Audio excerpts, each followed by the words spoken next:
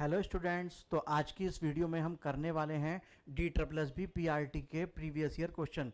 तो 2022 के पेपर के क्वेश्चंस आज हम कर रहे हैं। जो 2022 में जो DSSB PRT का क्वेश्चन हुआ था, तो उन्हीं के कुछ क्वेश्चंस को हम यहाँ पर आपके सामने लेकर के आए हैं, जिससे हम आपको ये आइडिया कराना चाहते हैं कि किस तरह के क्वेश्चन आपको अब होने वाले एग्जाम के लिए तैयार करने हैं, किस तरह से चीज़ सब्जेक्ट को पूछा गया है और किस तरह से जो तरह की चीज जिस टाइप के क्वेश्चंस एग्जाम में आए हैं वो यहां पर आपको आइडिया लग जाएगा। तो आपको आइडिया कराने के लिए हम इन क्वेश्चंस को आपके सामने करा रहे हैं। तो देखिएगा, पहला क्वेश्चन विद ऑप्शन में आपके सामने क्वेश्चन लिखूंगा और आपको इनके आंसर भी समझने हैं। ये क्वेश्चन इंपॉर्टेंट रहेंगे और आपको जो करंट वगैरह के जो क्वेश्चन होंगे उनको उस तरह से समझते हुए अब नए तरीके से समझना होगा कि क्या अब पूछ सकते हैं, जैसे पहले पूछा था उसके रेस्पेक्ट में। तो चलिएगा शुरू करते हैं। तो पहला क्वेश्चन है, which of the following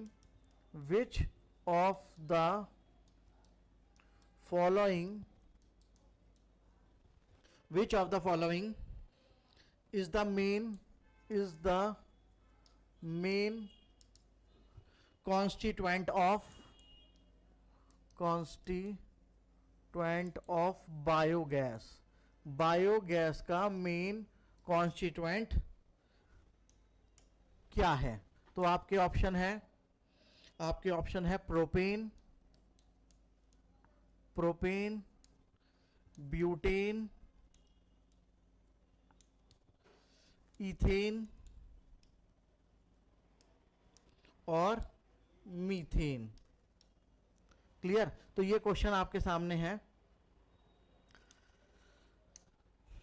which of the following is the main constituent of biogas. तो यहां पर पूछा है कि बायोगैस का मुख्य अवयव क्या है।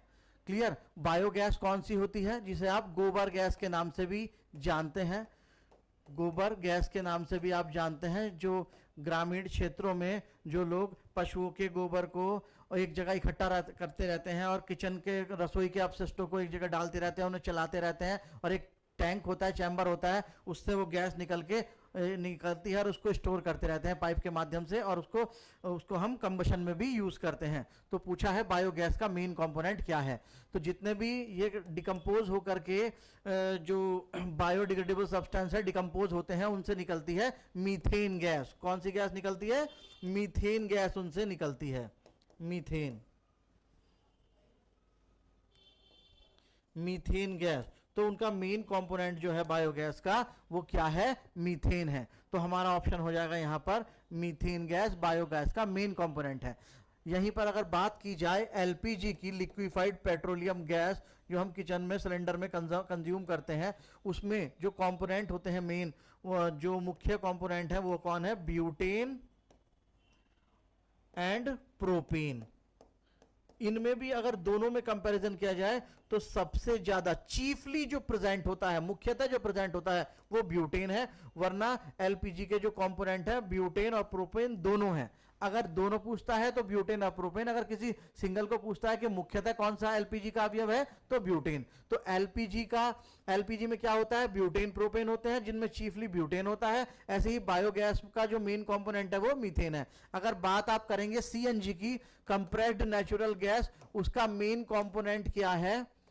मेन कंपोनेंट, तो सीएनजी का मेन कंपोनेंट भी मीथेन ही है।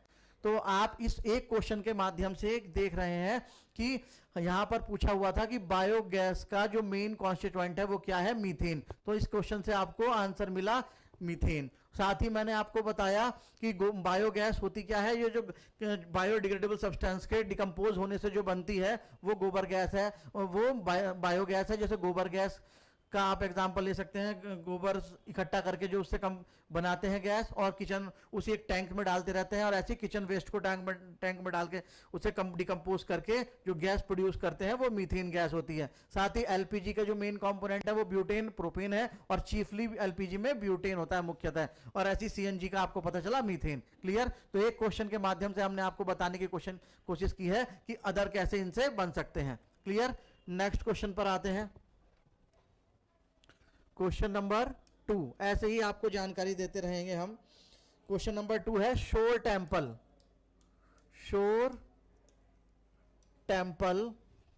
शोर temple is situated in which state of India, Bharat के किस राज्य में ये तट मंदिर पाए जाते हैं, ऐसे करके पूछा है। ऑप्शन है तमिलनाडु, दूसरा ऑप्शन है आंध्र प्रदेश, तीसरा ऑप्शन है केरला और चौथा ऑप्शन है राजस्थान। क्लियर। तो हमसे पूछा गया है टेम्पल के लिए। हम ये प्रीवियस ईयर क्वेश्चंस इसीलिए कर रहे हैं ताकि आपको आइडिया लग जाए कि किस तरह के क्वेश्चन आएंगे एग्जाम में और आपको किस तरह से तैयार करके जाना है। तो हम भी आपको सिलेबस भी बता चुके हैं कि किस तरह से क्या क्या चीज तैयार करके जानी है एग्जाम में। और उसके बाद हम आपको एक क्वेश्चन करवा रहे हैं, जिससे पहला क्वेश्चन आपने देखा कि साइंस से था, जनरल साइंस से था, और अब दूसरा टेम्पल से क्वेश्चन है। टेम्पल से ये क्वेश्चन और हिस्ट्री से भी आप इसको रिलेट कर सकते हैं। तो टेम्पल से क्वेश्चन पूछा है कि कौन सा टेम्पल, शोर टेम्पल किस राज्य में मिलते हैं भारत के, तो शोर टेम्पल जो हैं वो तमिलनाडु में मिलते हैं, शोर टेम्पल। और जो ये शोर टेम्पल जो आपको मिलते हैं, ये किसने बनवाए थे, ये पल्लव रूलरों ने बनवाए थे। पल्लव रूलर, इतिहास में जो पल्लव शासक थे जो कि नॉर्थ तमिलनाडु रीजन में रूल करते थे, सदर्न आंध्र प्रदेश। पल्लव कहां रूल करते थे, पल्लव रूलर जिन्होंने शोर टेम्पल बनवाए थे, ये southern Andhra Pradesh plus northern Tamil Nadu में रूल करते थे। और आप जानते हैं जो तमिलनाडु है वो इंडिया के ईस्टर्न कोस्ट पूर्वी तट पर पड़ता है यहां पर। तो यहां पर ये शोर टेम्पल है। अगर आप इस कोस्टल रीजन की बात करें, तमिलनाडु का और आंध्र प्रदेश का जो तट है, तो इसे कोरोमंडल तट के नाम से जानते हैं। यहां ज्योग्राफी रिलेट करते हुए क्वेश्चन बता रहा हूं मैं आपको, कोरोमंडल कोस्ट। तो कोरोमंडल कोस्ट इस तट को कहते हैं। जो कोरोमंडल तो कोस्ट पर ये है। मान लीजिए कल के दिन को क्वेश्चन ऐसे पूछ ले कि ये शोर टेम्पल कौन से कोस्ट पर है, मालाबार कोस्ट पे है, कोंकण कोस्ट पे है, या काठियावाड़ कोस्ट पे है, या कोरोमंडल कोस्ट पे है। तो जो शोर टेम्पल है वो कोरोमंडल कोस्ट पे है। कोरोमंडल कोस्ट तमिलनाडु के तट को और सदर्न आंध्र प्रदेश के तट को कहते हैं। तो ये सदर्न आंध्र प्रदेश और नॉर्दर्न तमिलनाडु, ये पूरा तमिलनाडु का तट कोरोमंडल तट के नाम से जाना जाता है। तो शोर टेम्पल कोरोमंडल कोस्ट पे है, शोर टेम्पल ईस्टर्न कोस्ट पे है। अगर मान लो यही पूछ ले ईस्ट में है या वेस्ट में है इंडिया के, तो यहाँ है। हमसे पूछ रखा है स्टेट का नाम, तो हमने बता दिया तमिलनाडु। कहाँ है ये, तमिलनाडु में है शोर टेम्पल। किसने बनवाए थे, पल्लव शासकों ने बनवाए थे। और पल्लव शासक कहां रूल करते थे, सदर्न आंध्र प्रदेश और नॉर्दर्न तमिलनाडु में रूल करते थे। क्लियर। अगर हमने ये भी बता दिया है कि इस कोस्ट को क्या कहते थे, कोरोमंडल कोस्ट कहते थे। क्लियर। अब यहां पे हम बात करते हैं कुछ टेम्पल के रिगार्डिंग, एक दो पॉइंट और जान लेते हैं। जैसे आप जानते हैं कि यहां पर एक कई बार पूछ लेते हैं दिलवाड़ा का जैन टेम्पल। दिलवाड़ा जैन टेम्पल कहां है, दिलवाड़ा जैन टेम्पल को लेकर के एक इंपॉर्टेंट क्वेश्चन है। दिलवाड़ा जैन टेम्पल माउंट आबू राजस्थान में है। कहां है, माउंट आबू राजस्थान में है दिलवाड़ा का जैन टेम्पल। ये एक टेम्पल से इंपॉर्टेंट फेमस क्वेश्चन है। इसके अलावा आपसे पूछा जाता है कैलाश टेम्पल जो एलोरा में है, वो किसने बनवाया था, वो बनवाया था राष्ट्रकूट शासकों ने। राष्ट्रकूट रूलर ने बनवाया था, जिसका नाम था कृष्ण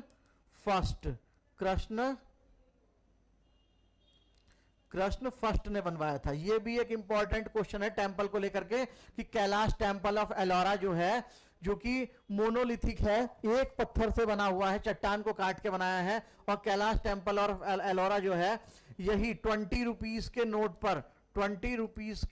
नोट पर यही एलोरा का कैलाश टेम्पल है जो राष्ट्रकूट शासक कृष्ण फर्स्ट ने बनवाया था। इसके अलावा जो टेम्पल के रिगार्डिंग इंपॉर्टेंट क्वेश्चन आता है वो कौन सा है, वो है आपका ये कंदारिया महादेव,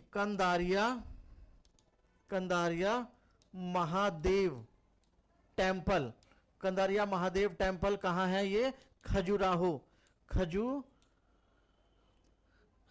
खजुराहो में है, खजुराहो एमपी में है। और ये किसने बनाया था? चंदेला रूलर ने बनवाया था, धंगदेव ने बनवाया था। तो इस तरह से मैंने आपको कैलाश टेम्पल एलोरा के बारे, कैलाश टेम्पल ऑफ एलोरा के बारे में बताया। कैलाश टेम्पल ऑफ एलोरा राष्ट्रकूट शासकों ने बनवाया था, कृष्ण फर्स्ट ने, जो 20 के नोट पर पीछे छपा है। कंदारिया महादेव टेम्पल खजुराहो में है, वो चंदेल शासकों ने बनवाया था, चंदेल शासक धंगदेव ने बनवाया था। और दिलवाड़ा का जैन टेम्पल जो है वो किसने बनवा, वो कहां पर है? माउंट आबू राजस्थान में है। तो टेम्पल के रिगार्डिंग मैंने आपको एक क्वेश्चन बताए। आगे चलते हैं क्वेश्चन नंबर 3। तो इस तरह से प्रीवियस ईयर क्वेश्चन के माध्यम से मैं आपको कुछ बताने की कोशिश कर रहा हूं जो आपके एग्जाम पॉइंट ऑफ व्यू से इंपॉर्टेंट है। नेक्स्ट क्वेश्चन देखते हैं। The rhythmic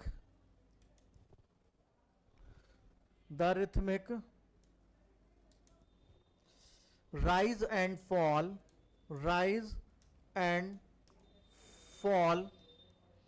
of ocean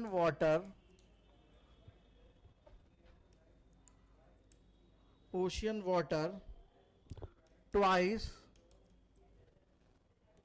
in a day is called। यहां पर ऑप्शन दिए हैं सुनामी, दूसरा ऑप्शन दिया है ओशियन करेंट्स, तीसरा ऑप्शन दिया है वेव्स और चौथा ऑप्शन दिया है टाइड्स। क्लियर?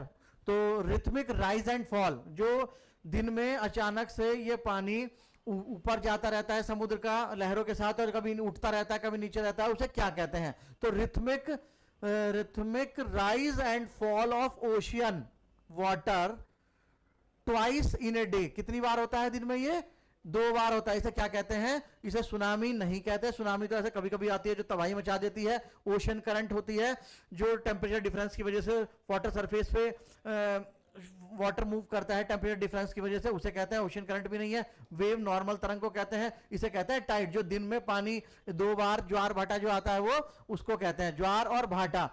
जो पानी उठता है दिन में 2 बार और फिर नीचे जाता है उसको rhythmic rise and fall of ocean water जो होता है दिन में 2 बार, उसे क्या कहते हैं? टाइड्स कहते हैं। क्लियर? टाइड्स कहते हैं। तो नेक्स्ट क्वेश्चन की तरफ बढ़ते हैं। ऐसे ही हम और क्वेश्चन आपको, देखो ये क्वेश्चन पहला वाला क्वेश्चन किससे था? जनरल साइंस से था। दूसरा वाला किससे था? हिस्ट्री और स्टैटिक जीके से था। और अब ये तीसरा क्वेश्चन आपका ज्योग्राफी से था। क्लियर? नेक्स्ट क्वेश्चन तो आप देखते जाइए किस किस के क्वेश्चन आ रहे हैं, कैसे आ रहे हैं, इसी तरह से आपको तैयारी करनी है। फिर से स्टैटिक जीके क्वेश्चन है। क्वेश्चन नंबर 4 पर हम बात करने वाले हैं। Who is the author of the book? Who is the author of the book the bench? ये किसकी बुक है? ये इसका लेखक कौन है? और इसके ऑप्शन आपको दिए हैं रवि शास्त्री,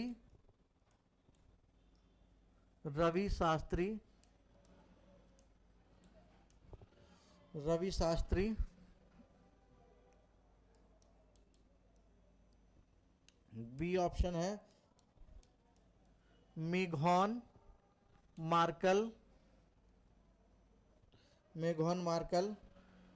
तीसरा है रस्किन बॉन्ड, और चौथा ऑप्शन आपको दिया है आकाश रेनिसन। तो यहां एक बुक दी है जो कि नया क्वेश्चन है करंट अफेयर से, तो एक स्टैटिक जीके में जाएगा ये कि बुक का नाम है कि जो द बेंच बुक है उसका राइटर कौन है। तो ये जो बुक है द बेंच मैगॉन मार्कल की है। किसकी है? मैगॉन मार्कल की। तो आपके टाइम पे जब आप एग्जाम दे रहे हो उसमें जो भी करंट सिचुएशन में बीते साल में जो बुक इंपॉर्टेंट बुक्स आई हो उन पे एक बार नजर लगा करके जरूर जाना है, वो भी एग्जाम में आ सकता है। तो यहाँ द बेंच किसकी बुक है? मैगॉन मार्कल की। स्पेशली कई बार ऐसा होता है स्पोर्ट्स प्लेयर या पॉलिटिशियन जो इंपॉर्टेंट बुक्स लिखते रहते हैं उनसे एग्जाम में क्वेश्चन जरूर बनता है। क्लियर? तो आप इस बात का ध्यान रखें। क्वेश्चन नंबर 5, क्वेश्चन नंबर 5 की तरफ बढ़ते हैं। Who among the following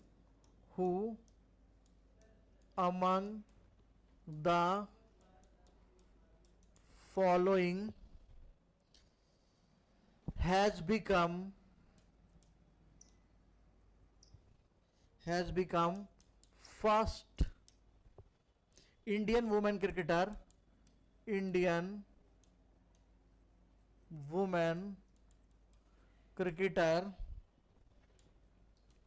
to score 10,000 international runs?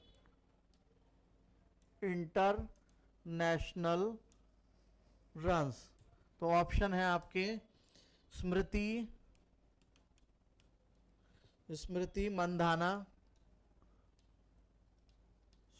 Mandhana, B option है हरमनप्रीत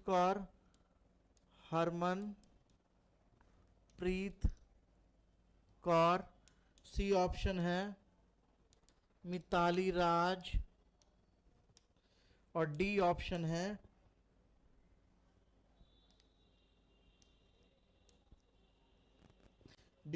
पूनम यादव। तो यहां हमसे पूछा गया है कि पहली इंडियन वुमेन क्रिकेटर कौन है जिसने 10,000 रन इंटरनेशनल रन बनाए क्रिकेट में। Indian women cricketer to score 10,000 international run. तो 10,000 अंतरराष्ट्रीय रन बनाने वाली भारतीय महिला खिलाड़ी कौन है? मिताली राज। कौन है? मिताली राज वो पहली महिला भारतीय क्रिकेटर हैं जिन्होंने 10,000 अंतरराष्ट्रीय रन पूरे किए। क्लियर? तो ऐसे ही स्पोर्ट्स में जो कुछ नया हो रहा हो करंट अफेयर में आए उस पर भी आपको ध्यान देना है। आगे बढ़ते हैं। Question number 6, who among the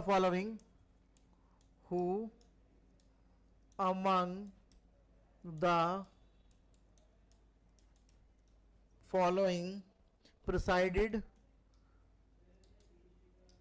presided over the first meeting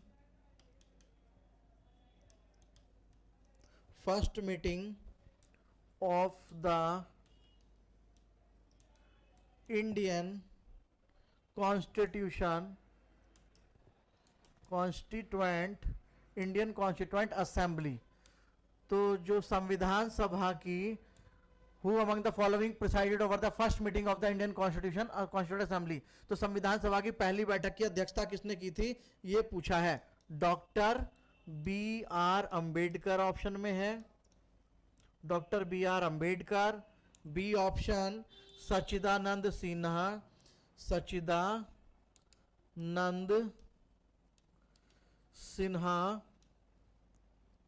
C option JL Nehru, Jawaharlal Nehru. और डी ऑप्शन है आपका डॉक्टर राजेंद्र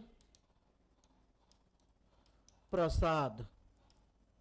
क्लियर?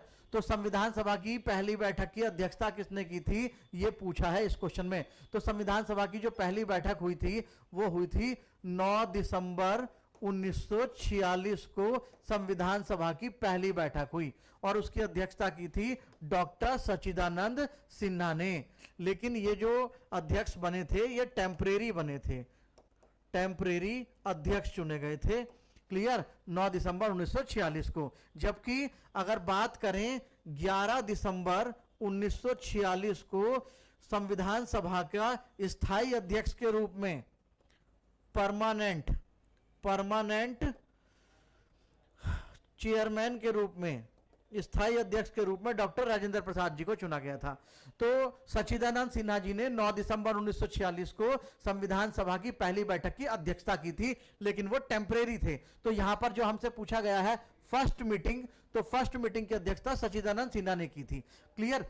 लेकिन वो टेम्परेरी चेयरमैन थे। परमानेंट चेयर के रूप में पूछे कि स्थायी अध्यक्ष, संविधान सभा का पहला स्थायी अध्यक्ष कौन था परमानेंट चेयरमैन, तो डॉक्टर राजेंद्र प्रसाद जी का नाम आएगा। और अगर पूछ ले संविधान सभा की पहली बैठक की अध्यक्षता किसने की, या पहला अध्यक्ष कौन था, या अस्थायी अध्यक्ष कौन था, तो सच्चिदानंद सिन्हा जी का नाम आएगा। डॉक्टर अंबेडकर जी का नाम यहाँ आया है, तो लिख देते हैं ये कौन थे, ये चेयरमैन ऑफ ड्राफ्ट कमेटी थे। ड्राफ्ट कमेटी, तो ड्राफ्ट कमेटी के चेयरमैन थे, draft chairman of draft committee कौन, डॉक्टर बी आर अंबेडकर। ये ड्राफ्ट कमेटी 29 अगस्त 1947 को बनाई गई थी, और ड्राफ्ट कमेटी में 7 मेंबर थे। कितने मेंबर थे? 7। और उसका अध्यक्ष कौन था? डॉक्टर भीमराव अंबेडकर। तो डॉक्टर भीमराव अंबेडकर किसके अध्यक्ष थे? Doctor Bhimrao Ambedkar draft committee के चेयरमैन थे। ये ड्राफ्ट कमेटी वही थी जो कॉन्स्टिट्यूशन को मेन फ्रेम देने वाली थी, संविधान को मेन रूप देने वाली थी, मेन काम कर रही थी। तो 7 मेंबर थे ड्राफ्ट कमेटी में। ड्राफ्ट कमेटी को लेकर के भी इंपॉर्टेंट क्वेश्चन एग्जाम में आते हैं। ड्राफ्ट कमेटी कब बनाई गई, ड्राफ्ट कमेटी में कितने मेंबर थे, ड्राफ्ट कमेटी का चेयरमैन कौन था, डॉक्टर अंबेडकर। तो ये भी आप याद रखें। क्लियर? नेक्स्ट क्वेश्चन की तरफ बढ़ते हैं, क्वेश्चन नंबर 7। तो यहां आपको ये सब चीजें बताई जा रही हैं। ये पॉलिटी से क्वेश्चन था, इंपॉर्टेंट क्वेश्चन था। फिर से हिस्ट्री का क्वेश्चन आ गया। Who was the first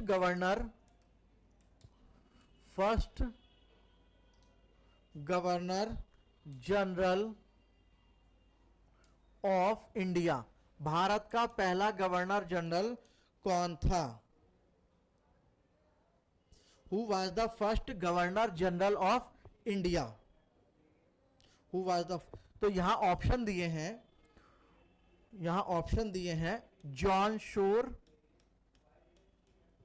John Shore, B Warren Hastings, ये मैं पेपर से ही क्वेश्चन लिख रहा हूं प्रीवियस ईयर से, लॉर्ड मिंटो, और डी है आपका लॉर्ड कॉर्नवालिस। तो इस क्वेश्चन को पूछा है who was the first governor general of India, और आप इसमें देखेंगे तो यहां पर first governor general of India का नाम ही ऑप्शन में नहीं है, जबकि उन्होंने आंसर भी करेक्ट करके दिया है। First governor general of India जो थे वो तो 1833 में जो चार्टर एक्ट आया था, चार्टर एक्ट 1833 के through first governor general of India किसको बनाया गया था? यह बनाया गया था विलियम बेंटिक को। विलियम बेंटिक को बनाया गया था भारत का पहला गवर्नर जनरल। क्लियर? और यहां ऐसा कोई ऑप्शन है ही नहीं, और जबकि उन्होंने आंसर क्या दिया है? वॉरेन हेस्टिंग्स को बताया। तो कई बार ऐसे क्वेश्चन दे देते हैं, उल्टा सीधा आंसर डाल देते हैं, कई बार बाद में काट देते हैं, और फिर कई बार हटा देते हैं क्वेश्चन, और कई बार फिर नंबर सही करके दे देते हैं। तो ये जो था वॉरेन हेस्टिंग्स, ये first governor general of Bengal था। कौन था ये? वॉरेन हेस्टिंग्स कौन हुआ करता था? First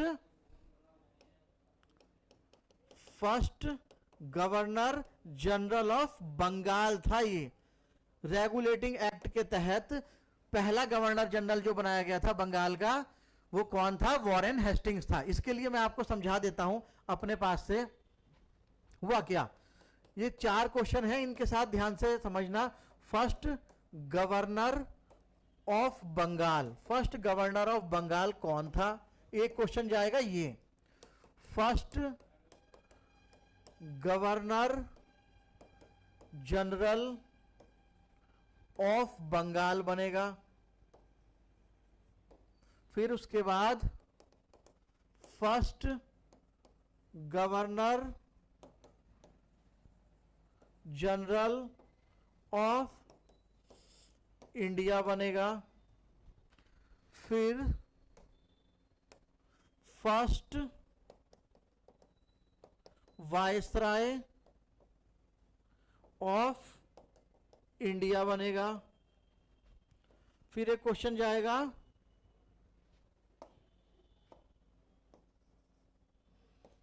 first